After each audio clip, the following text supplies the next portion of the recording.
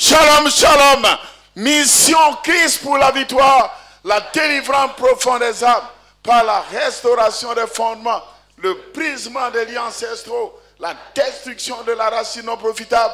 Shalom à toi mon frère, shalom à toi ma soeur. Jésus-Christ notre victoire, la victoire continue, continue, continue. Shalom, shalom. Soyez bénis au nom de Jésus. Amen. Que la gloire revienne au Seigneur. Nous avons 2 Rois 23. À partir du verset 1. Le roi Josias fit assembler auprès de lui tous les anciens de Juda et de Jérusalem. Puis il monta à la maison de l'Éternel avec tous les hommes de Juda et tous les habitants de Jérusalem, oui. les sacrificateurs, les prophètes et tout le peuple, depuis le plus petit jusqu'au plus grand. Alléluia, au 3. Le roi se tenait sur l'estrade et il traita alliance devant l'Éternel, s'engageant à suivre l'Éternel et à observer ses ordonnances, ses préceptes de ses lois, de tout son cœur et de toute son âme, afin de mettre en pratique les paroles de cette alliance écrite dans le livre.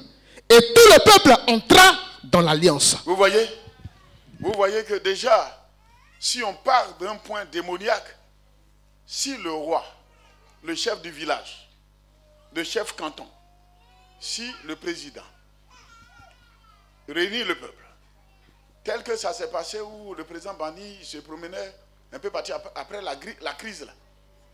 Quand c'est comme ça là, tout le monde entre en négativement. Et du coup, pour que quelque part, quand il y a une situation, il faudrait que chacun de nous comprenne. Non, moi je ne suis pas né au village, je ne suis pas là-dedans. Mais je vais te dire, l'église ne pourra pas s'en sortir tant que l'église ne comprend pas, qu'elle ne cherche pas à savoir quelle est la cause de sa souffrance. Alléluia. Si tu ne connais pas la source de ta souffrance, tu ne chercheras pas la solution et tu n'auras pas la solution dans le Seigneur. Que la gloire revienne au Seigneur. Allons-y. Au verset 4. Le roi ordonna à Ilkija, le souverain sacrificateur, au sacrificateur du second ordre. Vous voyez, il y a des souverains sacrificateurs et des sacrificateurs de quoi? Du second ordre. C'est ce qui se passe dans le pays. Vous pensez que tout le monde se lève comme ça pour briser l'autel? Les gens donnent enseignement, vous pensez qu'ils ont le pouvoir, ils n'ont pas le pouvoir. Et à ceux qui gardaient le seuil de sortie du temple de l'Éternel, tous les ustensiles qui avaient été faits pour Baal, pour Astarté et pour toute l'armée des cieux. Il les brûla hors de Jérusalem dans les champs de Cédron et en fit porter la poussière à Bethel. Vous voyez le mystère, c'est qu'on vient dans la présence du Seigneur. Voici par exemple ma fille, elle est assise là, elle vient d'être. Je dis que le mystère c'est que quoi? Quand tu quittes le monde et puis tu viens, tout ce qui est de Baal, tout ce qui est d'hôtel marin, hôtel de montagne, les liens là, ça se trouve où? Ça est dans ta vie, tu viens ici dans le temple avec. Et donc à ce niveau, il faudrait que tu sortes tout pour que tu t'en sortes. C'est la confession, c'est pour dire, ma famille, on adore, on fait ça, on fait ça. Et puis allez, c'est parti. Oui, c'est très important. Regardez, on ne peut pas être chrétien ou chrétienne à 100% tant que les liens ne sont pas brisés. Et je sais que dans ma famille, quand on s'en va adorer par exemple Léla, ça c'est la sorcellerie même. Quand on s'en va adorer, on va très tôt. Mais, quand on s'en va, tout ce qui est viande là-bas, là, on doit tout manger. Non, s'il y a reste, on creuse tout, on met dedans et puis on retourne. Avec les ustensiles, qui a vécu ça aussi? Il y a des fétiches comme ça en famille. Mais quand on finit de détruire tout ça, c'est très important. Il y a les réprimandes qui sont là. Alléluia. Mais non, mais il y a des entités qui sont derrière. Quand tu vas les détruire, par exemple, l'hôtel marin, tu vas les détruire, l'hôtel, le lieu sacré de la famille. Toi, tu penses qu'ils vont te laisser tranquille? Alléluia.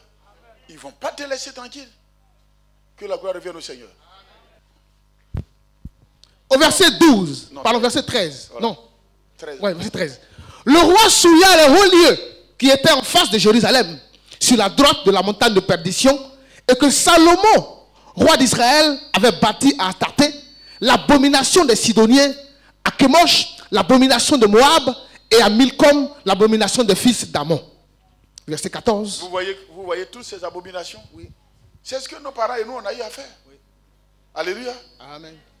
Il faut prendre la chose de l'ancien pour l'emmener à ton présent. Qu'est-ce que les parents ont eu à faire? Et si tu veux analyser, non, ça c'est déjà passé. Mais tu es mort dans le film. Non, non, c'est fini. Tu es cuit dans le film.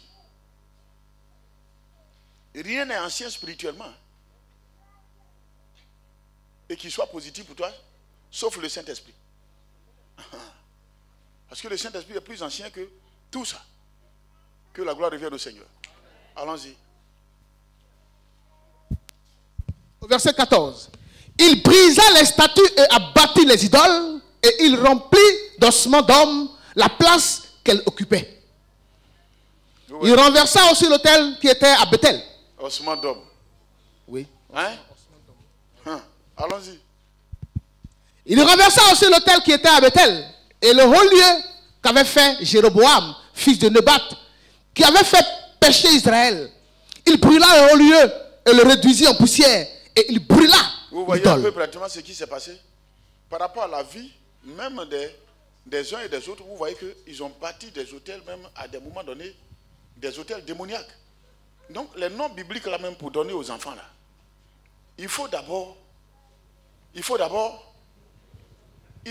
prier et puis aller vers quelqu'un qui connaît au moins l'histoire de la vie de X ou Y dans la Bible avant de donner le nom. Sinon, le nom va influencer tel que tu penses positivement, mais négativement, ce que tu ne sais pas, ça va se réaliser aussi. Que Dieu nous soutienne. Amen. Tous les noms bibliques n'ont pas été bons. Toutes les personnes qui sont dans la Bible, qui sont citées, n'ont pas été bonnes. Allons-y. Il ne suffit pas de briser les liens ancestraux.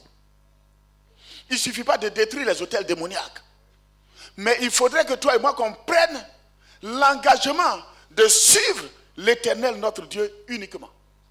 Pendant les funérailles, ne change pas pour aller faire autre chose.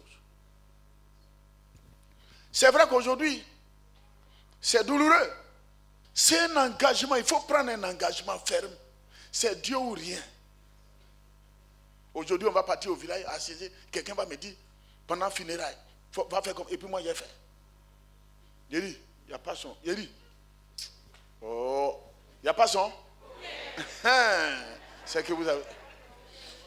J'ai dit, c'est ça, mais vous avez compris français, ça là. Il n'y en a pas. Toi, tu vas me dire quoi? C'est l'Éternel Dieu ou rien. C'est Jésus-Christ ou rien. Saint-Esprit ou rien. On dit mariage. Et puis des fois, non, on va faire d'autres. Non, c'est la tradition. J'ai dit, vous m'énervez. Parce qu'on est bien parti. Mais quand on arrive au mariage, quand on arrive au funérailles, j'ai dit, 399, ce n'est pas 360 degrés. C'est-à-dire qu'il dépasse 360, il dépasse encore 399.